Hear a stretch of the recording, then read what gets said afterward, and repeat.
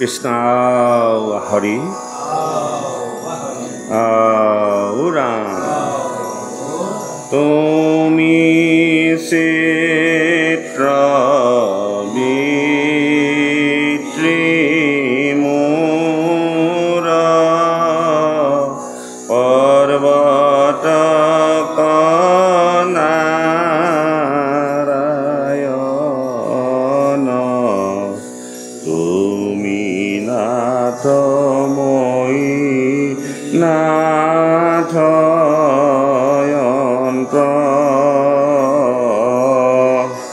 Saranara Saprasaya Diyadura Paramaya Paradaya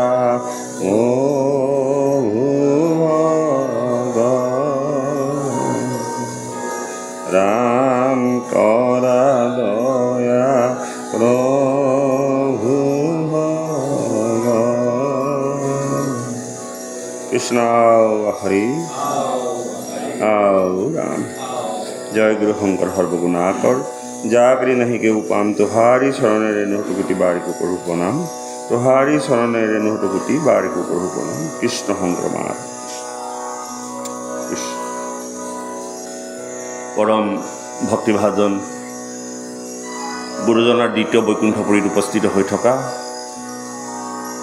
বাসকল আইসকল যুৱক যুৱতীসকল জয় জয়তে ভাদ মাহৰ পবিত্ৰ দিন পবিত্ৰ মুহূৰ্তত আপোনাক সকলোলৈকে শ্ৰদ্ধাৰ সেৱা জনোৱা হৈছে ধাৰাবাহিক ভাগৱত পাঠ অনুষ্ঠানলৈ আপোনাক স্বাগতম জনোৱা হৈছে লগতে এই পবিত্ৰ নাম সিংহ মাহ এই পবিত্ৰ স্থানত যাতে সমস্ত হৃদয়ত প্ৰভু ভগৱন্তৰ নাম বস্তু ঠাই পায় নামৰ প্ৰভাৱে গৃহৰ মধ্যে সুমংগল বিধান কৰে প্ৰভু ভগৱন্তৰ দুখানি চৰণ চিন্তিবলৈ শক্তিৰ পোকে শক্তি প্ৰদান কৰক কোনোবাখিনি যদি ভগৱানৰ ওচৰত দুখ হৈ আছে সমস্তখিনি দূৰ কৰি এই নাম সিংহ মাহতেই যেন প্ৰভু ভগৱন্তৰ নামেৰে যাতে সমস্ত জনৰঞ্জিত হৈ এখন নিৰ্মল হৃদয়লৈ ৰূপান্তৰিত কৰিব পৰা যায় প্ৰভু ভগৱন্তই এখন কৃপা কৰক কৃষ্ণ হৰি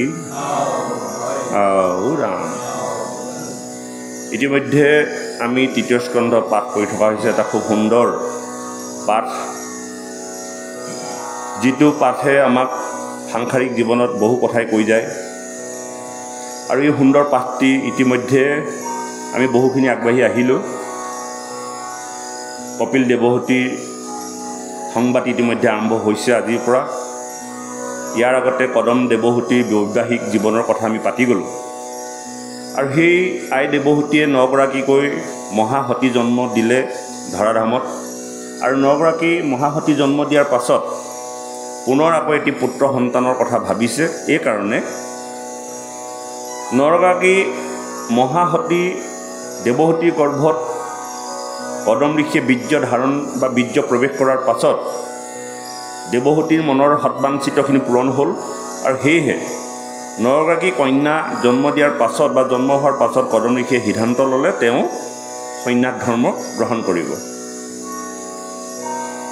যিহেতুকে তেওঁ বিষয় বান্ধত বান্ধ খাবলৈ মন নাই কৰা সেই হেতুকে আই দেৱহতীৰ পৰা অনুমতি বিচাৰিছে যে তুমি যি ইচ্ছা কৰিছিলা সেই সূত্ৰে 9 গৰাকীকে কন্যা তোমাক প্ৰদান কৰা হ'ল আৰু এতিয়া মোক তুমি মুক্তি দিয়া মই সন্ন্যাস ধৰ্ম গ্ৰহণ কৰোঁ আই দেৱহতীয়ে স্বামী কদম ঋষিৰ কথাখিনিত কোনো আপত্তি নজনাই তলমূৰ কৰি ভূমিলেখন কৰি তেওঁ কাষলৈ গৈ অত্যন্ত বিনীত ভাৱেৰে বিনয় বচনেৰে কৈছে হে স্বামীদেৱ মই যেনেকৈ সাংসাৰিক জীৱনত এজন স্বামী উপযুক্ত স্বামী বিচাৰি লৈ বৈবাহিক সম্বন্ধ ঘটাই গৃহৰ পৰা গুচি আহিলোঁ ঠিক তেনেকৈ মোৰ এই 9 গৰাকী কন্যাও এদিন তেওঁলোকে নিজৰ নিজৰ স্বামী বিচাৰি লৈ এই গৃহৰ পৰা গুচি যাব তুমিও গুচি যাবা সন্ন্যাস ধৰ্ম পালন কৰিবলৈ মই অকলশৰীয়া হৈ যাম আপুনি সন্ন্যাস ধৰ্ম গ্ৰহণ কৰাৰ মোৰ আপত্তি নাই কিন্তু এটা কাম কৰক যাতে মোক অভয় প্ৰদান কৰক 9 গৰাকী কন্যা বিয়া দিয়াৰ পাছত মই অকলশৰীয়া হৈ থকা সময়ত মই কেনেকৈ অভয় বা ভয় নোহোৱাকৈ থাকিব পাৰোঁ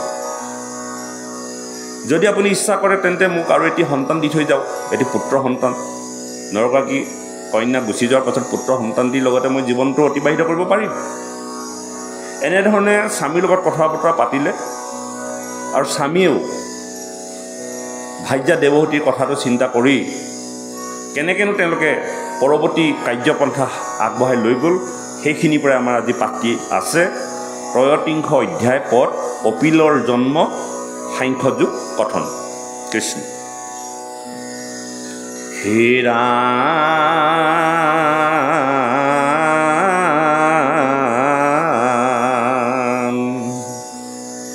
দেৱহূতি বদতি শুনিও দ্বিজ বৰ সমস্তে পুৰিলা মোৰ কামনা মনৰ তথাপি অভয় মোক দিবা কজু আই জাতো মোৰ তুমি বিনে আন গতি নাই।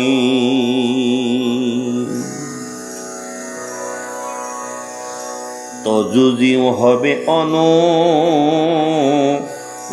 পতি চাৱে সংসাৰ তাপক স্মৰি মোৰ হৃদিতাৱে এহি জানি কতো দিন থাকিও এঠাত কিবা ব্ৰহ্মজ্ঞানী ভাল পুত্ৰ হুৱে জাত। এ ৰাম পাছে লাগে কৰিও ক যে নকৰে ইচ্ছা হৰি হৰি যত ভৈল ইটো হবে মিছা। তুমি হেন স্বামী কল ভিয়া এত দিন ইন্দ্ৰিয়ৰ প্ৰীতি সাধি আয়ু কৈলো ক্ষণ তোমাৰ মহিমা মই নজানি অভাগী কৰিলো প্ৰসংগ মিছা বিষয়ক লাগি। দুৰ্জনজনৰ দুখে সংসাৰী হু অয় বৈষ্ণৱৰ সংগে পুনু মুকুতি সাধয়।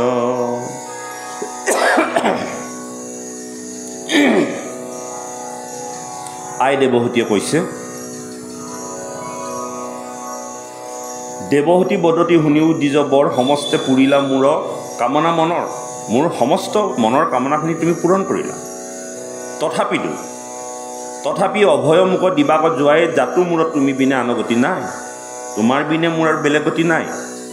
তুমি সমস্ত মোৰ মনৰ কামনাখিনি পূৰণ কৰিলা, কিন্তু তথাপিতো মোৰ এটা ভয় বা এটা সংশয় থাকে, তুমি মোক অভয় প্ৰদান কৰিব লাগে।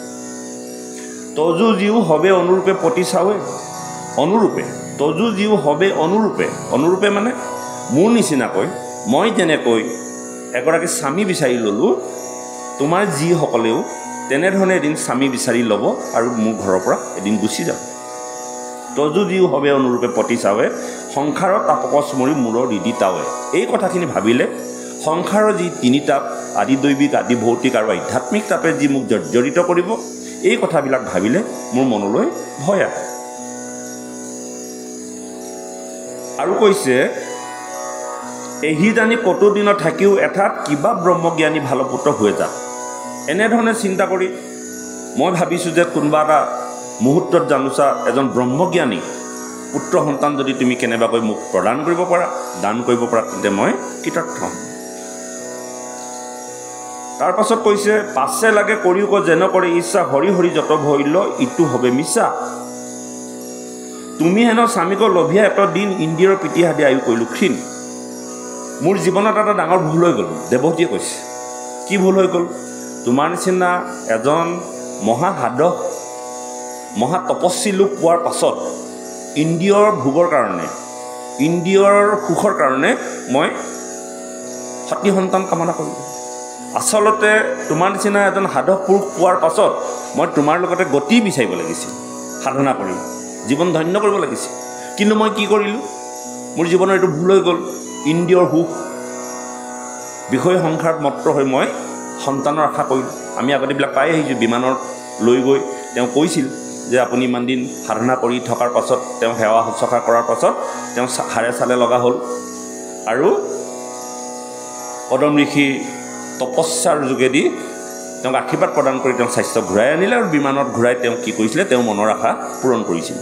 এই কথাটো আজি ইয়াত প্ৰকাশ কৰিছে। কিন্তু এই যে ভাৱনাটো আহিলে দেৱহূতিৰ মনলৈ, এইটো আজি দেৱহূতিয়ে উপলব্ধি কৰিছে যে জীৱনত এটা ডাঙৰ ভুল কৰিলোঁ। কি ভুল কৰিলোঁ? তোমাৰ নিচিনা এজন সাধক, তোমাৰ নিচিনা এজন তপস্বী লোক পোৱাৰ পাছত মই জীৱনৰ গতিহে বিচাৰিব লাগিছিল, কিন্তু মই বিচাৰিলোঁ কি? সংসাৰৰ সুখ, সংসাৰৰ ভোগ। এইটোকে কৈছে যে তুমি হেন স্বামীক লভিয়া এটা দিনৰ ইন্দ্ৰিয়ৰ প্ৰীতি হাদি আয়ুস কৰিলোঁ ক্ষীণ। আয়ুস মানে যিটো আয়ুস, আমাৰ এটা আয়ুস থাকে, এই আয়ুসটো আমি ক্ষীণ কৰিলোঁ।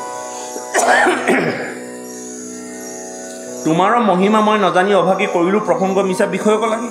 তোমাৰ মহিমা মই আচলতে বুজিবই নোৱাৰিলোঁ। তুমি যে এজন সাধক, তুমি যে জীৱক গতি দিব পাৰা, তোমাৰ সাধনাৰ জৰিয়তে যে তুমি এজন পৰম পুৰুষ, তোমাৰ সান্নিধ্যত থাকিলে যে জীৱৰ কল্যাণ হয়, এই কথাটো মই নাজানিলোঁ, মই অভাগী। সেইকাৰণে কি হ'ল? তোমাৰো মহিমা মই নাজানি অভাগী কৰিলোঁ প্ৰসংগ মিছা বিষয়ক লাগি। দুৰ্জন জনৰ দুখে সংসাৰী হয়। দুৰ্জনজনৰ লগত থাকিলে সংসাৰৰ দুখ আহে, সুখ কেতিয়াও নাহে। কিন্তু সৎসংগৰ লগত থাকিলে জীৱনত সুখ আহে। দুৰ্জন আৰু সৎসংগ, সদায় যদি সৎসংগত থাকে, সৎপুৰুষৰ লগত থাকে, সৎ ব্যক্তিৰ লগত থাকে, তেতিয়াহ'লে সদায় সৎ চিন্তা হয়। আৰু দুৰ্জনৰ লগত থাকিলে সদায় বিষয়ৰ ধান্দাবিলাক আহে, বিষয়ে আমাক আকৃষ্ট কৰে। দুৰ্জন আৰু সজ্জনৰ মাজত পাৰ্থক্য সেইটোৱে। দুৰ্জনসকল হ'ল আজি এটা কাইলৈ এটা, প্ৰত্যেক দিনে কথা সলনি হয়, আৰু সজ্জনসকলৰ কথা সলনি নহয়। বসুদেৱক সন্ত বুলি কোৱা হৈছে, সজ্জন লোক। বসুদেৱে যি বাক্য কৰিছিল যে জন্ম হোৱাৰ লগে লগে প্ৰত্যেকটো সন্তান তোমাৰ হাতত মই তুলি দিম, আৰু সেই ৰূপতে বসুদেৱে আনি কংসৰ কোলাত আনি প্ৰত্যেকটো সন্তান তুলি দিছিল। তেতিয়া জগতত এনেকুৱা সন্ত দেখা নাই, নিজৰ চেনেহৰ সন্তানটো বাক্য ৰক্ষা কৰি আনি কংসৰ হাতত তুলি দিছে। যিহেতুকে বসুদেৱ সন্ত, তেওঁ প্ৰতিশ্ৰুতিবদ্ধ। কিন্তু দুৰ্জনসকলে কি কৰে? আজি এটা কথা পাতিলোঁ, কাইলৈ আকৌ এটা, কাইলৈ এটা কথা পাতিলোঁ, আকৌ এটা, স্থিতি সলনি হৈ থাকে। কংসই প্ৰথমতে খুলি দিছিল, যেতিয়া দেৱৰ্ষি নাৰদে আহি কৈ দিলেহি যে প্ৰথমেই অষ্টম, অষ্টমেই প্ৰথম। বিভ্ৰান্তি হৈ গ'ল, আৰু লগে লগে দৈৱকী বসুদেৱক কাৰাগাৰত ভৰাই দিলে। এইবিলাক দুৰ্জনৰ চৰিত্ৰ। কোনোদিন তেওঁলোকে স্থিৰত থাকিব নোৱাৰে, তেওঁলোকৰ স্থিতি সলনি হৈ থাকে। আৰু সজ্জনসকলৰ বাক্য ৰক্ষা কৰে স্থিতি, এইখিনি কথা। গতিকে ইয়াত কৈছে যে দুৰ্জনৰ জনৰ দুখে সংসাৰী হয়। আপুনি দুৰ্জনসকলৰ লগত যদি উঠা বহা কৰে, চাল চলন কৰে, তেতিয়াহ'লে আপুনি জীৱনৰ সংসাৰী কথাবিলাকহে পাব। কিন্তু বৈষ্ণৱৰ সংগে কোনো মুকুতি সাধক, বৈষ্ণৱজনৰ ওচৰত যদি আপুনি সংগ লৈ থাকে, তেতিয়াহ'লে আপুনি জীৱৰ মুক্তিৰ বা আপুনি সদগতিৰ কথা চিন্তা কৰিব। আৰু কি কৈছে? সাধু সংগে হৰি কথা নুশুনে যি নৰ, জীৱন্ততে মৰা হিতো অধম পামৰ। এই বাক্যশাৰী অত্যন্ত গভীৰ। সাধু সংগে হৰি কথা নুশুনে যি নৰ, তাৰমানে সাধুৰ সংগত থকাৰ পাছতো যেতিয়া ঈশ্বৰৰ কথা নুশুনে, যেনেকৈ নামঘৰলৈ আহিছোঁ, সাধুৰ সংগ হৈ আছে, নাম কীৰ্তন হৈ আছে, ভাগৱত অনুষ্ঠান হৈ আছে, সেই সাধুৰ সংগত আপুনি উপস্থিতো আছে, নথকা নহয়, আহিছে, কিন্তু থাকি আপুনি ঈশ্বৰৰ কথা নুশুনে, অন্যত মন দি থাকে, তেতিয়া সেইজন ব্যক্তি কি বুলি কৈছে? জীৱন্ততে মৰা। জীয়াই আছে, মাত্ৰ উশাহ নিশাহ লৈ আছে, কিন্তু তেওঁ এটা ডেড বডি বা এটা মৰাশৰ মাজত আৰু কোনো পাৰ্থক্য নাই। ভাগৱতে কৈ আছে দেই। গতিকে আমি সাধুৰ সংগত থকাৰ পাছতো, ঈশ্বৰৰ কথাত থকাৰ পাছতো, ভাগৱতৰ সন্মুখত থকাৰ পাছতো আমি কেতিয়াবা কেতিয়াবা ঈশ্বৰৰ পৰা আমি বঞ্চিত হৈ থাকিব লগা হয়, ঈশ্বৰৰ কথাৰ পৰা বঞ্চিত হৈ থাকিব লগা হয়। সেইটোকে কৈছে সাধু সংগে হৰি কথা নুশুনে যি নৰ।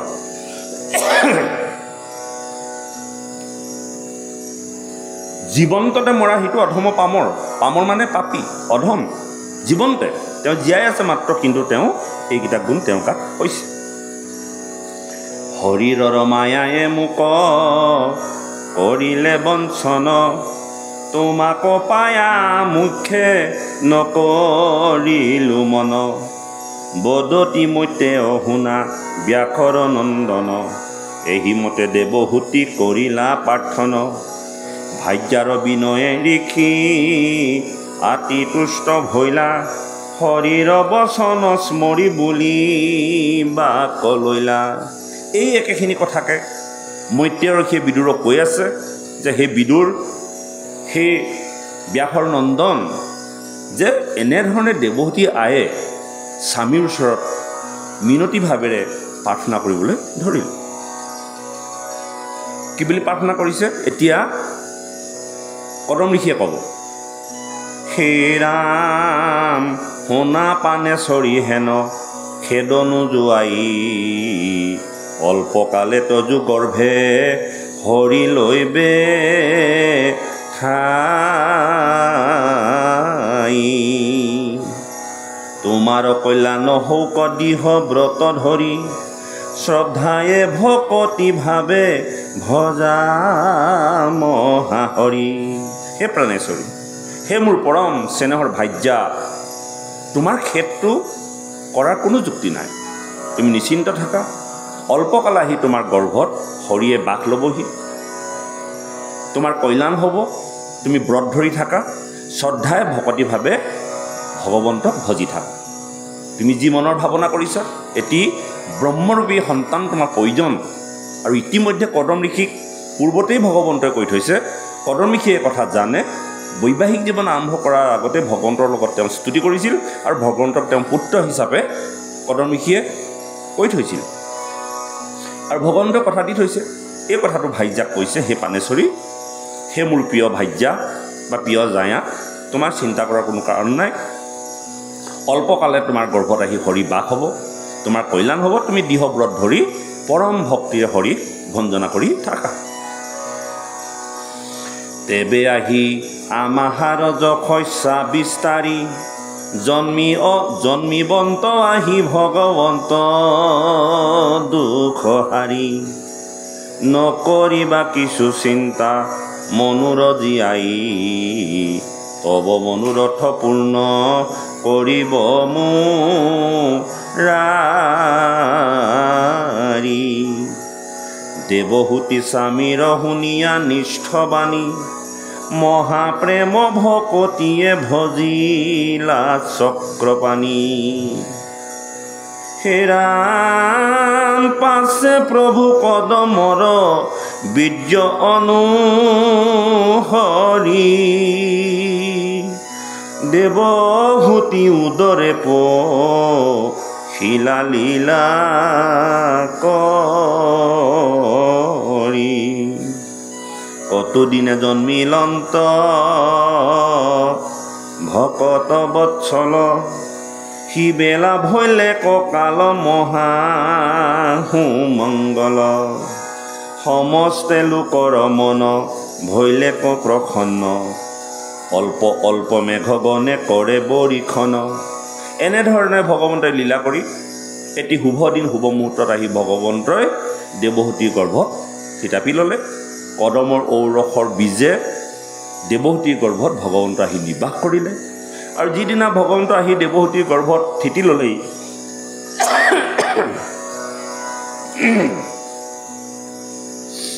সেই মুহূৰ্তত সমস্ত পৰিৱেশ নিকা হৈ গ'ল, নিৰ্মল হৈ গ'ল। এটা সুন্দৰ পৰিৱেশ বাতাৱৰণ সৃষ্টি হ'ল।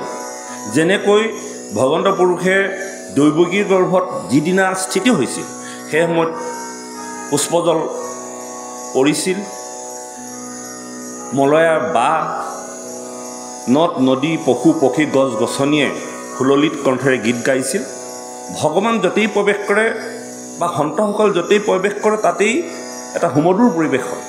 মনত ৰাখিব, অকল যে ভগৱান বুলি নহয়, সন্তসকল মহন্তসকল য'ত প্ৰৱেশ কৰে বা গুৰুসকল য'ত প্ৰৱেশ কৰে, লগে লগে এটা পৰিৱেশ সৃষ্টি হৈ যায়। সমস্তজনে মনত যদি কিবা কলুষিত ভাৱ আছিলেও লগে লগে সেইখিনি দূৰ হৈ গুচি যায়। আৰু ভগৱন্ত পুৰুষে সেই বৈকুণ্ঠ ধামৰ পৰা আহি বাক্য ৰক্ষা কৰি যেতিয়া কদমৰ ঔৰসে দেৱহূতিৰ গৰ্ভত স্থিতি হ'লহি, লগে লগে পৰিৱেশ সুন্দৰ হ'ল। কি কৈছে? সিবেলা ভৈলেক কাল মহা সুমংগল। কাল মানে সময়, সুমংগল হৈ গ'ল। সমস্তে লোকৰ মন ভৈলেক প্ৰসন্ন, সকলোৰে মনবিলাক প্ৰসন্ন হৈ গ'ল।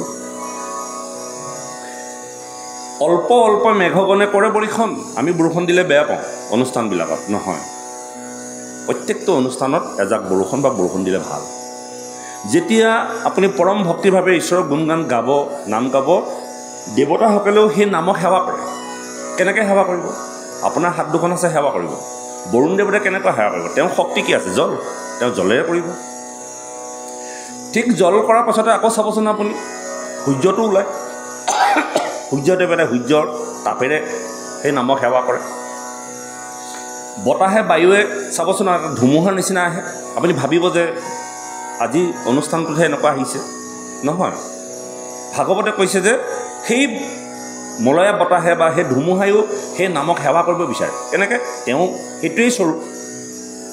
আমি ভাবোঁ এইবিলাক কথা আমাৰ মায়াম থকা বা মল্লমতি থকা মানুহ, কিন্তু ভাগৱতৰ মাধ্যমেদি আপুনি যদি কেতিয়াবা অনুষ্ঠান এটা পাতে, চাবচোন কষ্ট অকণমান হয়, কষ্ট যেন অনুভৱ কৰোঁ, কিন্তু বৰষুণ দিলে যিমান ভাল হয়। গতিকে ইয়াতো সেইটো কথা কৈছে যে পৰম পবিত্ৰ পৰম ব্ৰহ্ম যেতিয়া এই ধৰাধামলৈ নামি আহিলে, কি হ'ল? ভৈল জল নিৰ্মল প্ৰসন্ন দিশ পাশ, অসংখ্য বিমান আহি ছানিল আকাশ। বৰষুণ দিলে আৰু বিমানবিলাকো আহি দেৱতাবিলাকেও আশে পাশে ৰৈ থাকে। আমি নেদেখোঁ দেৱতাবিলাকক, নহয়নে বাৰু?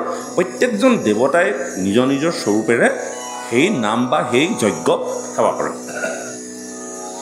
হে ৰাম ৰংগে বিদ্যা ধৰি দিব্য বাদ্য বজা অয়, সুস্বৰে গন্ধৰ্বে হৰি গুণক গাৱয়। ভংগীভাৱে নৃত্য কৰে অপেশ্বৰ আচয়, শিবেলা লোকৰ মহা আনন্দ হৃদয়। জয় জয় কৃষ্ণ বুলি যত দেৱ ছয়, বিমানৰ হন্তে ধাৰে পুষ্প বৰিষয়। পাছে সিটো কদমৰ আশ্ৰমক প্ৰতি, ঋষিগণ হোমে আহিলন্ত প্ৰজাপতি। পিতৃ আহিবাৰ দেখি কদৰ্মে তেখনে, গাঁও চালি উঠিলন্ত হৰিষিত মনে। য'তেই ভগৱান প্ৰৱেশ কৰে তাতে দেৱতাসকল আহে। আৰু যেতিয়া ভগৱন্ত পুৰুষ কপিলৰ আপোনাৰ কদমৰ আশ্ৰমত আহি প্ৰৱেশ কৰিলে, ব্ৰহ্মাকে মুখ্য কৰি সমস্ত দেৱতাবিলাকৰ আশ্ৰমলৈ গতি কৰিলে। যেনেধৰণে আমাৰ মুখ্যমন্ত্ৰী যেতিয়া আহে, মুখ্যমন্ত্ৰীৰ লগত MLA কেইজনটো আহিবই, সৰু সুৰা মন্ত্ৰীবিলাক আহিবই, আৰু বিভিন্ন স্থানৰ পৰা বিভিন্ন লোক আহি সেই স্থানত উপবিষ্ট হয়। কোন আহিছে? মুখ্যমন্ত্ৰী আহিছে। ঠিক তেনেকৈ ভগৱন্ত পুৰুষ য'তেই যায় তেতিয়া সমস্ত দেৱতাসকল ভগৱন্তৰ পাছে পাছে ঘূৰি থাকে। গতিকে ভগৱন্তক যদি আমি সেৱা সৎকাৰ কৰোঁ, ভক্তি কৰোঁ, তেন্তে সেই দেৱতাবিলাকো যে মোক কিয় নকৰিলে বুলি কোনো ধৰণৰ আওসা নধৰে। এই কথাটোকে কৈছে, জয় জয় কৃষ্ণ বুলি যত দেৱ ছয়, বিমানৰ হন্তে ধাৰে পুষ্প বৰিষয়। হে ৰাম পাছে সিটো কদমৰ আশ্ৰমক প্ৰতি, ঋষিগণ হোমে আহিলন্ত প্ৰজাপতি। পিতৃ আহিবাৰ দেখি কদৰ্মে তেখনে, গাঁও চালি উঠিলন্ত হৰিষিত মনে। পিতৃ যেতিয়া আহিলে, কদম ঋষি আনন্দিত হৈ গ'ল। ব্ৰহ্মাদেৱে পূৰ্বতেই তেওঁক দায়িত্ব দিছিল আৰু সেই দায়িত্ব সুকলমে পালন কৰিছে। আজি এনে শুভ দিন শুভ মুহূৰ্তত যেতিয়া পিতৃ আহে, হয়ো আমি যদি কেতিয়াবা আমাৰ গৃহলৈও পিতৃ আগমন ঘটে, ধৰি লওক 4-5জন ককাই ভাই আছে, কোনোবাজনৰ গৃহত পিতৃ আছে, আৰু যিদিনা সন্তানৰ ঘৰলৈ পিতৃ আগমন ঘটে, সন্তানে অত্যন্ত আনন্দ পায়। ঠিক তেনেকৈ আজি কদম ঋষিও আনন্দ হৈছে, আৰু তেওঁ হৰিষিত মন মানে আনন্দিত মন। হে ৰাম গন্ধে পুষ্পে ধূপে দীপে কৰিলা পূজন, বহিলন্ত বিধি চিন্তি কৃষ্ণৰ চৰণ। তত্ত্ব জ্ঞান কহিবাক লাগি কৃপাময়, নিজ অংশে তান গৃহে ভৈলে ক উদয়। ইহা কন জানি ব্ৰহ্মা আনন্দ ভৈলন্ত, দেৱহূতি কদৰ্মক বাক্য বুলিলন্ত। শুনিও কদম পুত্ৰ মোৰ পূজা যত, নিকপট চিত্তে তাক কৰিলি সমস্ত। হেৰা মোৰ পুত্ৰ কদম, মোৰ বাক্য মোৰ উপদেশ তুমি নিষ্ঠাৰে পালন কৰিলা আৰু এনেধৰণে পালন কৰি তুমি আজি স্বয়ং ভগৱন্তক বৈকুণ্ঠৰ পৰা নমাই আনি তুমি তোমাৰ ঔৰসে আৰু তোমাৰ ভাৰ্যাৰ গৰ্ভত প্ৰতিষ্ঠা কৰিবলৈ তুমি সক্ষম হ'লা। এয়া কেৱল সাধনাৰ মাধ্যমেদি হৈছে। হে ৰাম শুনিও কদম পুত্ৰ মোৰ পূজা যত, নিকপট চিত্তে তাক কৰিলি সমস্ত। জাতু মোৰ বচনক হৃদয়ত ধৰি, প্ৰৱতিল সৃষ্টি কৰ্মে হৰি কীৰ্ত কৰি। এহি মানে পুত্ৰৰ পিতৃক শুশ্ৰূষণ, গৌৰৱে ধৰয় যেবে পিতৃৰ বচন। এহি তজু জীৱ হব পৰম সুন্দৰী, ইতুৰিকি সমস্তত দিও ৰংগ কৰি। পুত্ৰক জানিলো এন্তে জগত আধাৰ, কপিল নামক ধৰি ভৈল অৱতাৰ। শুনিও মানৱী কহো স্বৰূপ বচন, তজু গৰ্ভে ভৈল জাত কতৈভ মৰ্দন। অবিদ্ৰা সংশয় গ্ৰন্থি ছেদিবে লোকৰ, পৃথিৱীত পৰ্যতি ফুৰিবা নিৰন্তৰ। খুব ধুনীয়া কথা কৈছে। এহি তজু জীৱ হ'ব পৰম সুন্দৰী, ইটো ঋষি সমস্তত দিও ৰংগ কৰি। এই যে 9গৰাকী সুন্দৰী, পৃথিৱীৰ অত্যন্ত দেখিবলৈ ধুনীয়া সতী আৰু সুন্দৰী, তেওঁলোকতকৈ সুন্দৰী তিৰোতা আৰু নাই। সেই ছোৱালীকেইজনীক ইতিমধ্যে বিয়া দিলে। পুত্ৰক জানিলো এন্তে জগতৰ আধাৰ, কপিল নামক ধৰি ভৈল অৱতাৰ। তাৰপাছত যিটো সন্তান দেৱহতী গৰ্ভত আহিল, তেওঁৰ নাম থলে কি? কপিল। কপিল নাম থলে। শুনিও মানৱী কহো স্বৰূপ বচন। মানৱী মানে কিয় মানৱী বুলি কৈছে? মনুৰ কন্যাৰ কাৰণে মানৱী বুলি কৈছে। দেৱহতীক কৈছে, দেৱহতীক মানৱী কন্যা বুলি কৈছে। তাৰমানে মনুৰ জীয়েক কাৰণে তেওঁ মানৱী কন্যা বুলি কোৱা হৈছে। শুনিও মানৱী কহো স্বৰূপ বচন, তজু গৰ্ভে ভৈলা জাত কৰ্তব্য মনন। উমাৰ গৰ্ভত আহি ভগৱন্ত প্ৰভু স্থিতি হ'ল।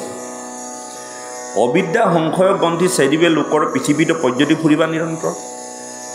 সমস্ত জীৱৰ অবিদ্যা, অবিদ্যা মানে মায়া, মায়াক ছেদ কৰি সমস্ত লোকক গতি দিবৰ কাৰণে তেওঁ আহি তোমাৰ সন্তান হিচাপে জগতৰ অৱতাৰ হৈছে, যাৰ নাম কপিল ৰখা হৈছে।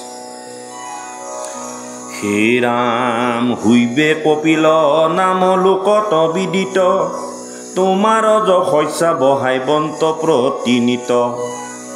এহি মতে আদেখিলা দুইকো সৃষ্টি কৰ,